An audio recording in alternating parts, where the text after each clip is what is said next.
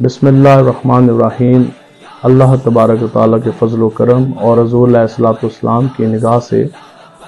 الحمدللہ ہماری دی کی ڈیڈ لائن 10 محرم الحرام سے پہلے ضلع جہلم میں موجود تمام تر قادیانی مراکز کے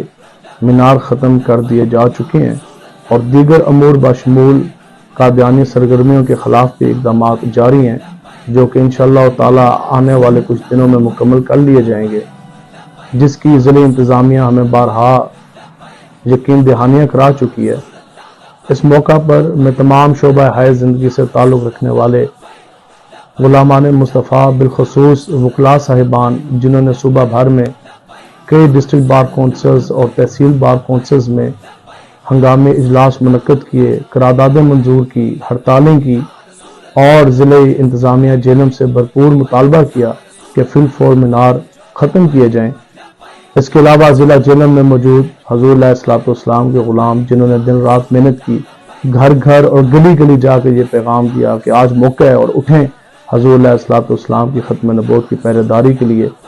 اور اس کے علاوہ ملک پاکستان کے مختلف شہروں میں محافظین ختم نبوت جنہوں نے ہمارے ساتھ رابطے کیے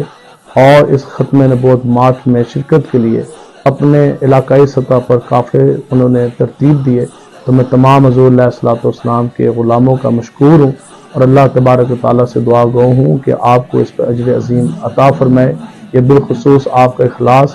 اور آپ کی محنتوں کا نتیجہ ہے کہ آج ضلع جہلم سے تمام قادیانی مراکز سے مینار ختم کر دیے جا چکے ہیں۔ تاہم تفویض ختم نبوت مارچ کی کال کو مؤخر کیا جا رہا ہے، لیکن اگر منکرین ختم نبوت کے خلاف قانونی چارہ گوئی میں کوئی بھی غفلت برتی گئی یا خلاف اسلام یا خلاف آئین کوئی بھی انڈیو فیور دی گئی یا ان کو اپنی سرگرمیوں میں پہلے کی طرح کھلی چھوٹ دی گئی